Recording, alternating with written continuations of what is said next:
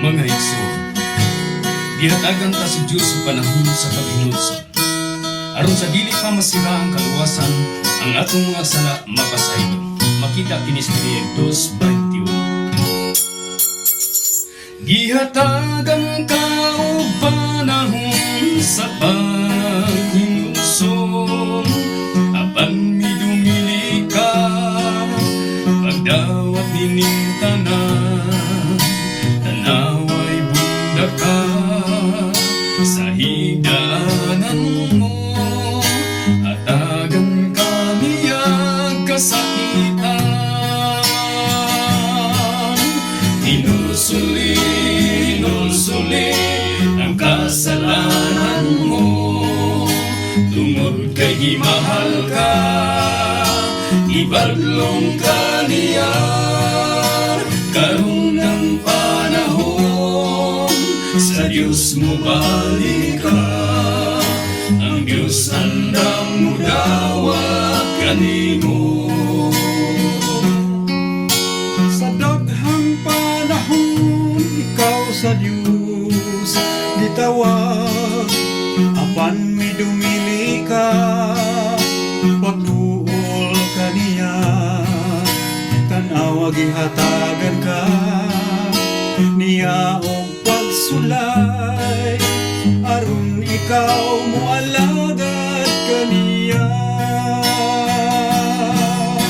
Hinulsuli ang kasalanan mo, tungod kay gimahal ka, ibadlong ka niya. Karon ang panahon, sa Diyos mo balik ka, ang Diyos andam mo dawat kanimo. Moabot ang panahon, ikaw sa Diyos mo tawag, apan ang Diyos dili mamati kanimo.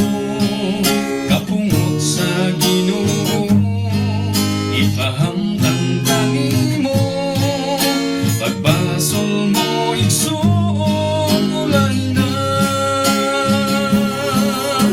Hinulsuli ang kasalanan mo, tungod kay gimahal ka, ibadlong ka niya.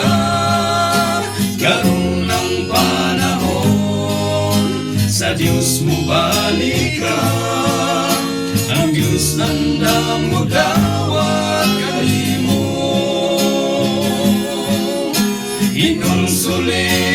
Hinulsuli ang kasalanan mo, tungod kay gimahal ka, ibadlong ka niya. Karon ang panahon, sa Diyos mo balik ka, ang Diyos andam mo dawat kanimo.